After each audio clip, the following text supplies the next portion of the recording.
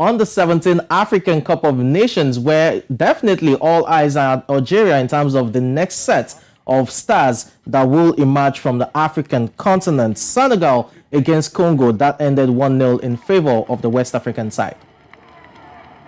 The big moment in the first half came from Congo's only real attack. It was a clear foul by goalkeeper Serine Diouf, who didn't need to come for it or make that challenge, but he made up for it, saving the penalty with his legs. It was Dieme had two really good chances, one saved, one that he put wide. Only goal of the game as well. His low ball into the box, recycled across, the shot blocked, and it was a really brave header by Ndiaye, who did have to go off with a head injury at the end after being punched in the face by goalkeeper Bonazet. Senegal beginning their campaign rather with a win, and it was quite an eventful match to say the very least. You had other results as well from yesterday's matches.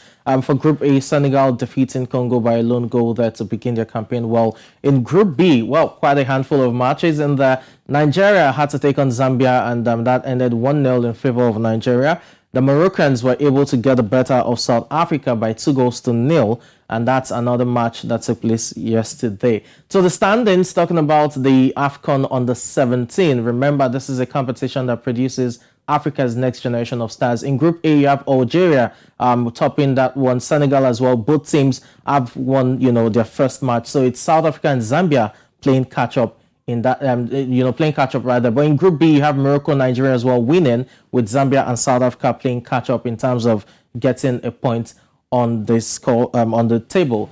Well, we know quite well that quite a handful of things happen or are happening right when it comes to the Under-17 African Cup of Nations, especially as it has to do with Sudan's disqualifications. Reactions continue to trail CAF's decision to kick South Sudan off, the tournament over age falsification. And now we'll be joined by Sonita Ngunyi, who is a sports journalist from BIA in Cameroon, to discuss this and more.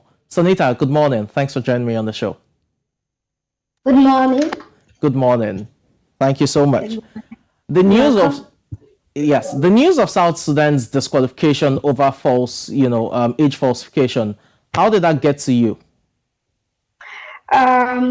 Truth be told, it wasn't good, especially in terms of our team, which is the Cameroonian team, considering that is going to limit our chances of actually playing or actually qualifying to the next level. You know that the more chances you have in every competition actually widens your chances of qualifying. So actually getting that disqualification was really sad. But on the other hand, you know that you're going in for an international competition, and these are the various test bond that you are supposed to carry out as a football team. But it has already happened, and we have to why not accept it. And like we said, the competition has started and the games need to play on. Now, as a sports reporter, you know that these are things that actually catches our attention in terms of both the reporting and we as Cameroonians, what is going to be our next target, considering that we were supposed to face South Sudan, but now we are faced with just 3 games. Okay, let me come in here now. Are there any concerns, among Cameroonian officials or fans that the lack of a prior match in the tournament could impact, Cameroon's performance going forward? And I'm asking because we know Cameroon also had, to deal with age falsification way back as at, January.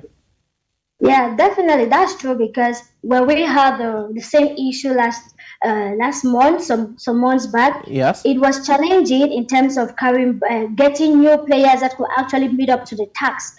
But with the officials that we had, they had to put things in place, at least to make sure that we have a good squad that could why not give us the various results that we all are aiming for. Now, with the limited number of matches that we are going to be playing, definitely it bounces back to us, because it's really going to be difficult making sure that we have to actually work with limited hours in terms of each game that we have to play. Okay. Finally, quickly, what do you make of Cameroon's chances in about 30 seconds, from this group, considering South Sudan is now out? Like I said, this is an opportunity for Cameroon to why not pick up the first 3 points for their first game against Mali. Truth be told, we all know that Mali is not another dog team, because they have actually won this particular competition twice.